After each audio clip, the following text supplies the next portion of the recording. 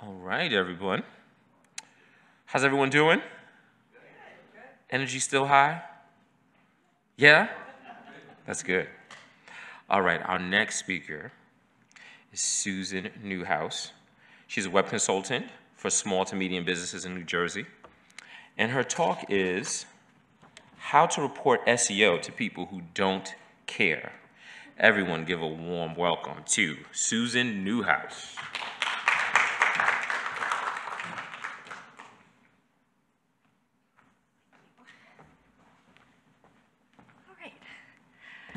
Good morning. This sound all right? All good? Excellent. Really nice to see you here. Like Caleb said, my name is Susan, and I'll be talking about strategies for communicating with people who don't like SEO or SEO data. For those who are new to this, SEO stands for Search Engine Optimization, and that's an umbrella term for anything you do to your website that makes it do better in search. And that can include the pictures and the words you put on the page. That can include the information you feed to search engines. That can include how well the page functions, how many people link to your site. So there's a lot of nuances to it. Who might not care about SEO is a question I was asked when I was going through this. I know some web designers and developers who find SEO and SEO considerations annoying. I know website owners who are technically averse and don't feel like spending a lot of time. They just want you to make things work. And these customers, like I said, want to do better in search. They just don't really want to see how the sausage is made. Okay, I am a website consultant. I work with content designers and web developers and businesses who don't have an internal SEO or UX, UI services. I consult on websites that, from solopreneurs up to multi-million-dollar companies. I started out as a print designer, and then I learned HTML, and when it came along, I learned CSS. I built websites when they were much simpler, and it was common to have one person build and manage a website. At the time, the job title was webmaster, which I was never really crazy about, and I'm actually pretty sure is some sort of Dungeons and Dragons reference. So, SEO, UX, CMS, I'm not sure which of these apply to me. Fortunately, I think the difference between these specialties is virtually invisible to people outside our business. You do websites, my website has a problem, you solve it. They don't care if it's SEO, UX, or back end. They just want it solved. So some of the principles I'm talking about today will bleed over into other specialties and will hopefully be helpful in other website consulting scenarios. I love this. For the uninitiated, this is a map of how people work their way through a website, where they come in, where they drop out. Over on this side, this is a report, by the way, you can get in Google Analytics. And this is the basic report, kind of the example. What you can do is add segments. You can take it apart by paid traffic, mobile traffic, tablet traffic. You can find out where your users are from. There's just, for me, there's hours and hours of fun here messing around with data and seeing how it affects my website. Love it. My client does not. My customer is focused on adding value to her company, and she has no time or patience for the nuances and options of user data. She would not think that exploring that data was fun. About the terms today, I use client and customer pretty much interchangeably, and I mean anyone that you have to report to about a website, not necessarily the people visiting your website to buy t-shirts or fill out forms, but the people you report to. So, your customers don't want your search data and analytics. They're really looking for results.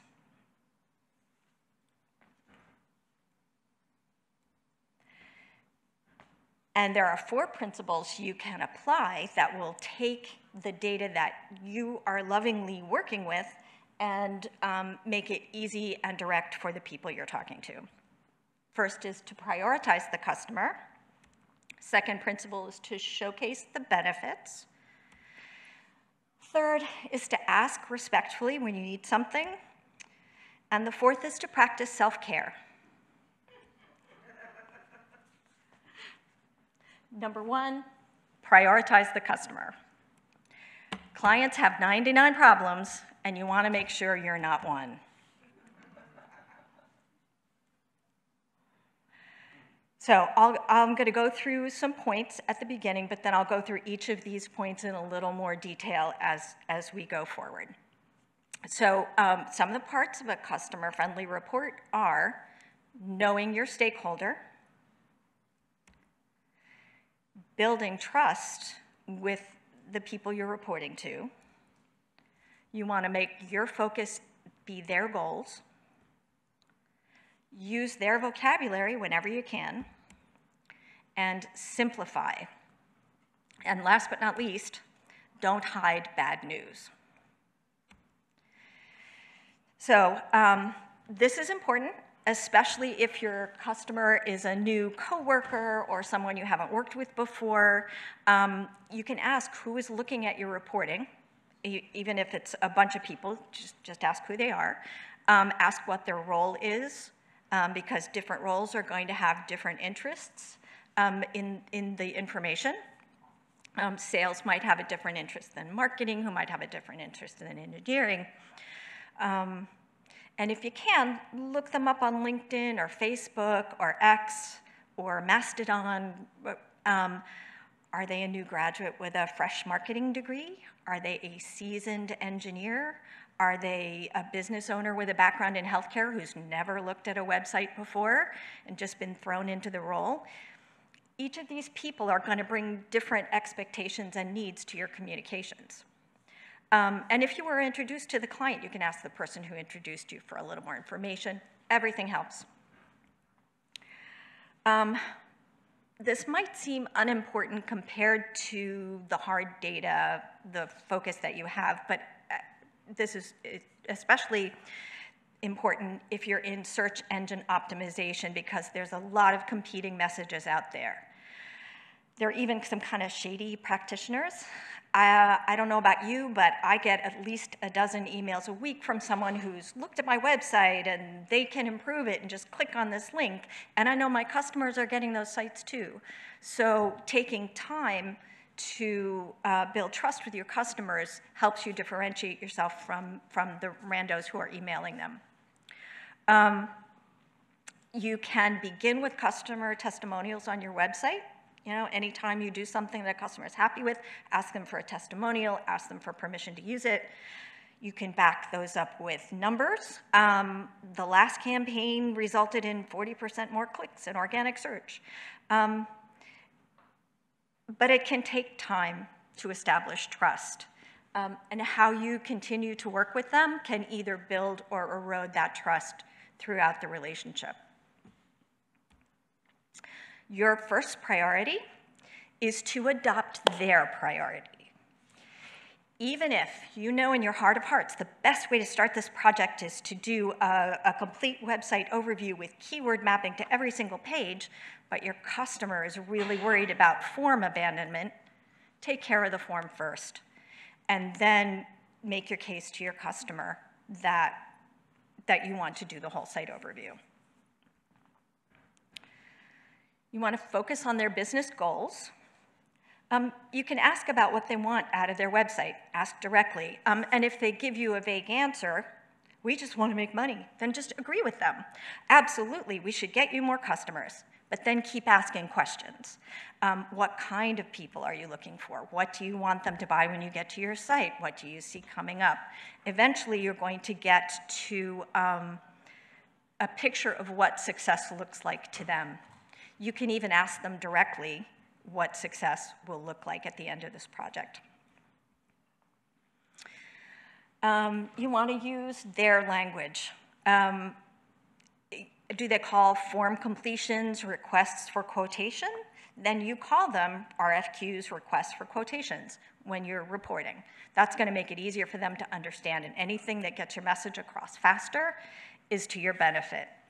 Out here, Vitaly Freeman of Smashing Magazine, does anybody get Smashing Magazine? They're a UX-based group.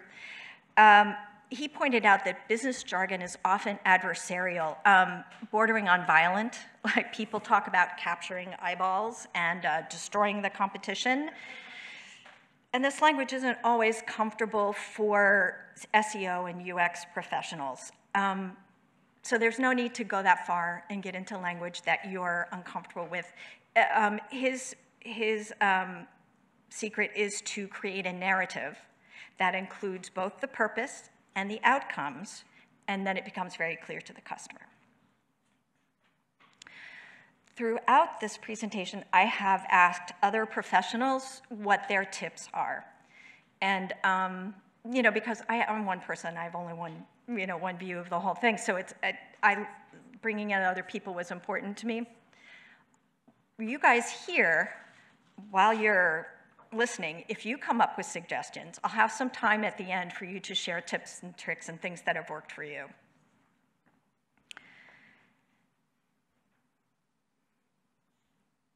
Okay. Oops. Yes, I did that. This is from Michael Gray. He's a website analyst. Some clients get worried that they don't know how to speak analytics jargon or don't know all the metric names. I put them at ease and ask them to tell me in their own words what they are looking for. This is the ideal scenario. That said, some clients can't or won't fill you in.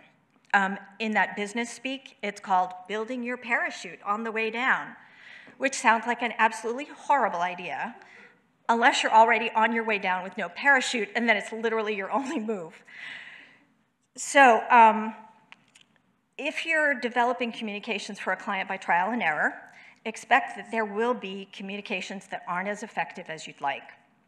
Be honest with your client and kind to yourself as you refine the communications going on. And don't use jargon if you can help it. Words like heuristics, CTRs, and affordance, they aren't clear to people outside our industry. You want to try describing what happened in everyday terms, like people clicked on our link in search. And affordance might be giving users a queue. Whatever you think will work, but I find this very hard because I'm so used to using the words, but it's worth a try. Your clients are busy. They've got 100 emails this morning and a key employee just quit or whatever. So the faster you can make your point and the clearer you can be about your recommendation, the better.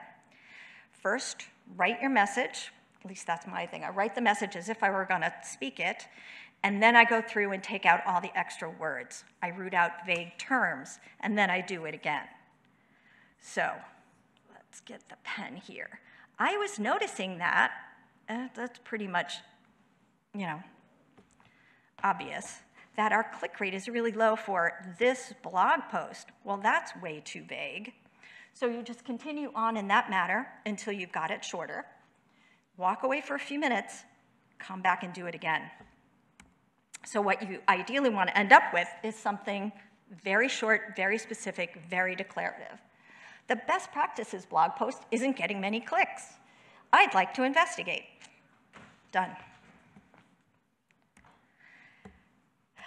And don't hide bad news.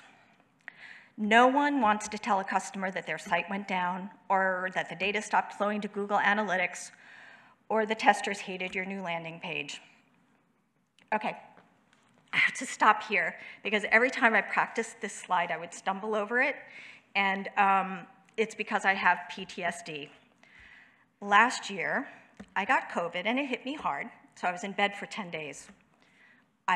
When I was back in the office, I was looking at Google Search Console and the graph of pages that are indexed for search, and the graph went, doop. and I had a heart attack. What could I have done? Literally, I swear my hair was on fire. How could I have done anything? I was in bed for 10 days.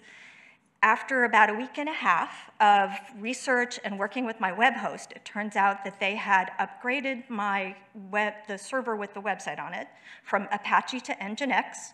And in interpreting the htaccess file that had all my redirects, it had gotten all scrambled. So my web host was literally telling Google not to index any of my pages. I was horrified. And I was so angry. I worked with the web host to get some compensation for my customer because, this is a business. That has an impact. So when I went to the customer, I told them what happened in as clear as I could, because it's kind of a technical thing. I explained that their search data wasn't going to be good for another month or so. I told them how I was going to get their pages searched as quickly as possible. And I told them that I had gone to bat for them and gotten them some compensation when something went wrong. So the upside, I'm still working with them today. They took it all in stride. And I didn't tell them my hair was on fire. I kept it as calm and professional as possible. So principle number 2, showcase the benefits. So you want to choose the best fit for your customer. Give them the kind of report that works best in their workday, their way of looking at things. So, apologies to Marshall McLuhan, the medium is the message. So you want to give them options. Show them only important metrics. You want to write a summary so that they have a choice how much to get into the data. You want to apply user experience principles like the don't make me think. Oops. This again is Michael Gray. I offer clients either a dynamic analytics report, where clients have the ability to choose their own date range, or a snapshot in time for a certain date range. And this is, for UX practitioners, this is the happy path, the ideal way that things should happen. And we all know things don't always unfold the way we want them to, so if you don't get clear preferences from customers when you ask them what kind of report you want, just use the following concepts and keep revising until you get what works for you too. Some of the options I've talked to other professionals use is dashboards, slideshows, PDFs, in-person meetings, Zoom meetings. I have one customer who likes getting Microsoft Word doc reports. Works for her, it's all good. I want to share only important metrics, because too many metrics can make a report chaotic. You can keep your eye on impressions, click-throughs, bounce rates, but share only those metrics that either relate to your customer's priorities or support the story that you're trying to tell them.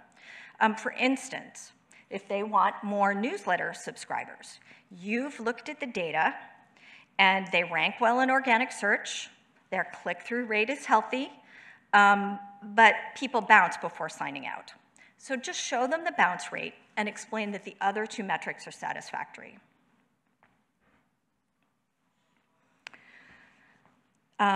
Writing a summary, and while you provide more data, lets the client decide if they need just the overview or if they want to take a deeper dive.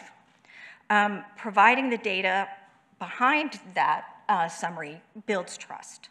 It shows that you have the data to back up your conclusions, and it also demonstrates that you're evaluating this ton of data so that they don't have to.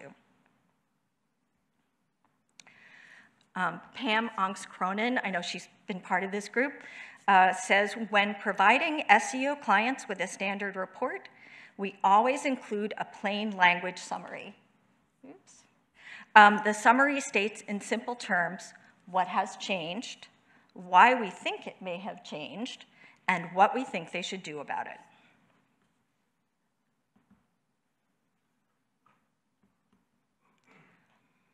Okay, apply UX principles. So the idea here is just don't make them work to get your point. Here's an example of how you might do that. This is a slide made in Google Slides, but provided to the customer as a PDF attachment to an email. And it's talking about an on-page SEO campaign. So first, we have the headline, what we did and why we did it. New keywords to get more click-throughs. Next, there's a picture of the web page, so they don't have to click through anything. They don't have to remember what every page in their website looks like. But I do link this up, so if they want to click to the live site, they can. Then there's a one-sentence or two-sentence summary of where the campaign is right now. So when working on the chart, I make it as simple and clean as possible. Very few lines, clean fonts, bright colors for the bands themselves. And I only include the numbers for the first and last bars. The client can certainly see that there's been changes in there, but this way the whole thing isn't cluttered up with a number for each bar. So principle number 3 is to ask respectfully when you want something. Another way to say that is to ask in a way that makes it easy for them to answer. You need to be very clear about what it is you want. Ask only 1 or 2 questions at a time. Offer solutions if that's appropriate. Consider their schedule and make it easy for them to respond to you. So clearly state what you need. And this might be as simple as in an email starting the subject line with decision or choose layout or exactly what you're looking for. Mention a deadline if there is a real one, but don't make up a deadline to get a response because people can see through that stuff, and that's one of those things that can erode that trust that you're working on building. Ask only 1 or 2 questions and be specific. Would you like me to add our website to the listings on bizlistings.co is better than, we could add our website to the listings on bizlist.co and then repurpose an article on proofreading.com or swap links with our supplier. What do you think? It's going to be easier for them to respond to the first one. So, if it's appropriate, offer solutions with estimates because everything has a cost. Even if you're working in-house with someone, and so they're not going to have to, put up a credit card for something. There's time, there's their time, there's another department's time. So, and clients really need that to make the best decision for them. So here's a sample. Let's assume content needs to be refreshed on a page. So you might give them one choice. We'll rewrite the page description. That's a short turnaround, won't take much time, absolutely no additional cost. We can re-keyword the text. That'll take slightly longer delivery time. Again, no additional cost. Or we can hire an expert to rewrite the page. That's a much longer time frame, and it will have additional cost. It's okay if at this first I'm throwing out ideas stage, if these are vague. Because then if the customer says they're interested, well, how much will it cost to get a writer? Then you can go out and get more detailed information. Well, the writer can fit you in a month, and it's going to cost this, but you don't need all of that right away. Sometimes I just do easy, medium, hard, and just to get it started. Because they need to know, they're the ones who know the value to them of what you're doing. So you want to consider their schedule. Never ask for anything first thing Monday morning or last thing Friday afternoon, unless it's an emergency, of course. And the same goes for the first day back from vacation. And it's okay to ask a client for their schedule. You can do something like, I can have that report ready for you next week. What day is best? And if you're on a longer project, the website redesign will take about 6 months. Do you have any vacations or trips that we should work around? You want to make it easy to respond. Always add your name and contact information to emails, to your reports, to everything. Make sure they know how to get in touch with you. Last but not least, staying sane and healthy. You can't let your desire to do good work or great work undermine your mental health. Paul Boeg, who's a website consultant and trainer, wrote a recent blog post about his coaching business, and he said he often feels more like a therapist than a coach. Many of us work alone. We're freelancers or work-from-home employees. Sometimes we're SEO or UX departments of one. And we're the only people in your company who knows anything about your specialty. So it can be hard to stay motivated and upbeat when you feel like you're always accommodating other people with your communications. But we can do hard things if we give ourselves credit when it's due, if we don't take no personally, if you learn to express your concerns and then let them go, and take time to expand your network. I've realized that others not adopting my ideas or approach didn't mean they undervalued me or my work. It simply meant they had different factors to consider or approach the work from another perspective. And that's from Paul Boeg's blog post. So, partial victories count. It would be a mistake to dwell on the 2 suggestions that weren't implemented when you could pat yourself on the back for the one that was. Did the client take one of your suggestions? It's a win. Your client is not going to take all of your suggestions. In my experience, they never do. You need some satisfaction that you have provided them with good work. Don't take no personally. Sometimes there are things your customer is taking into account that you know nothing about. If you get turned down for a project or a suggestion and you feel it's appropriate, you can ask for some feedback. It's certainly worth doing a post-mortem so you can improve your offerings the next time, but you are not your work. They said no to a proposal or misunderstood a report. You are still a competent professional. You want to express your concerns and let go. So we're going to do a thought experiment. I want you to hold out your hand like a cup, or imagine you're holding out your hand like a cup, and think about how much sand you can have in that open hand. Now let's clench really tight and make a fist. You can't have any sand in that fist. So clenching and grasping can end up giving you less to offer your customers, less help for yourself. And lastly, expand your network. Because we are often isolated, it's really important to come to things like this, to chat people up. This way you know that your specialty is understood and that you have value. But I see you're already onto this because you're here today, and I'm looking forward to talking with you between sessions. So, just to recap, your customers want results,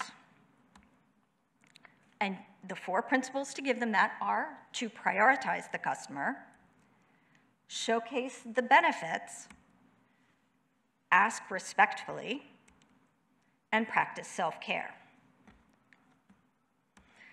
Okay, anybody here have any tips they want to share? Yeah. I believe you come up to the microphone. I work for a large privately held industry. I'm an in-house creative. Mm-hmm. And I loved your tips today. So my clients are internal people, right? But I'm going to use a lot of what you said today. Cool. I would say I have trouble explaining SEO to HR. Our biggest point right now is recruiting. We're B2B, so we don't do a lot of advertising and stuff. So like when we get a bad comment on Google or those hiring sites like Indeed, they want you to like basically make a blog on their site. They don't want people to like leave your site. So explaining all that to HR is always a challenge. But I was wondering if you had any blogs that you use or books that you read or experts that you reach out to like learn more? Wow. There's a book that's kind of hard to get, and it's called Flawless Consulting. It's an older book. It's a big, thick book. I mean, it's a lot. I don't think I've ever made it through the whole thing. But I can't remember the guy's name who wrote it. But it's definitely called Flawless Consulting. And everything I've gotten out of that book has been gold. It's all soft skills, obviously. It has nothing to do with SEO, but it's that kind of, this is what you can give your customer. Mm-hmm.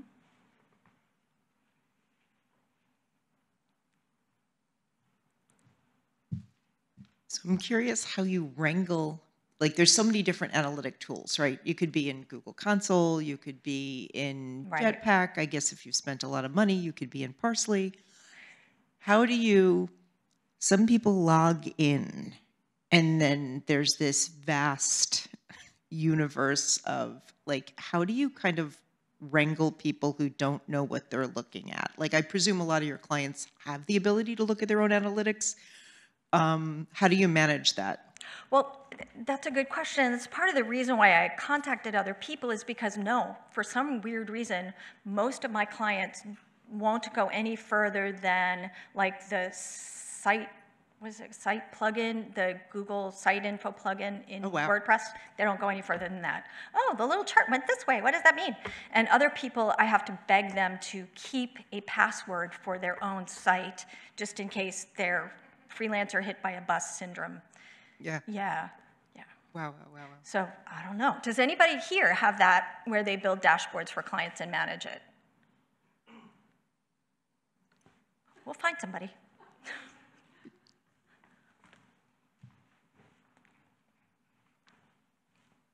Hi. Great presentation. Thank you. You mentioned doing a manual report. Yes. Word. Are there any tools that will automate that or make it a little easier, or do you manually do those things? Right now, and I know this doesn't scale, I manually do the reports. There are a lot of tools out there. There are Moz.com and SEMrush will make their websites that are basically for SEO people, and they will automate it. Google has products, Looker Studio, I think, and that slide I showed you at the beginning, the I love this slide, those are available to anyone in your Google Analytics. You can make that report. You can make it so that it comes up the same way every month. Yeah, those can be automated, and they can be sent to you automatically once a month. And then are you going to make your slides today? Pardon me? Are you going to share your slides? Oh, yeah, I guess I can. Hadn't thought about it. Sure. I forgot one quickly. When we were asking about like tools and talking to HR, I don't like to read a lot of online newsletters because a lot of them are just like bloat, frankly. But the one that I do love reading a lot is the newsletter that's written by the people at Yoast, the Yoast plugin for SEO. Oh. And their newsletter is written in non-SEO speak. So I don't necessarily forward it to a client, but I will look in there for a way to explain something to a client that's relative. Or if I want to talk them off of doing something that's like, oh my God, don't do this. And I'm like, it's not just me saying it, it's them saying it. So I've used them as the, backup when they want to maybe start off with a slider with 57 images in it. I use it for that. So sometimes if you're trying to find like something else that Yoast newsletter is really great and that Yoast blog is really great. And because they're Yoast, you can search it really well and find what you're looking for. That's brilliant. Thank you. Anyone have any tips or questions?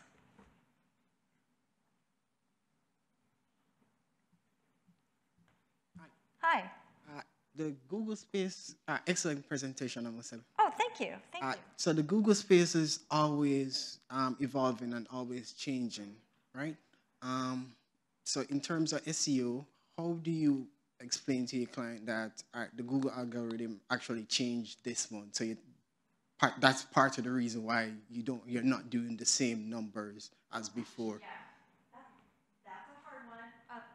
let me repeat that. So if I understood right, your question is, because Google is constantly changing, how do you explain to long-term customers that suddenly the metrics are different? Yeah. Right? Okay. Yeah, I throw Google under the bus. And this is another time where having built up some trust with your client really comes in handy, because I say, you know, I can control what Google does. They just suddenly changed it, and now it's not. What was the last one? It's not goals anymore, but now it's something else. So yeah, I totally throw Google under the bus.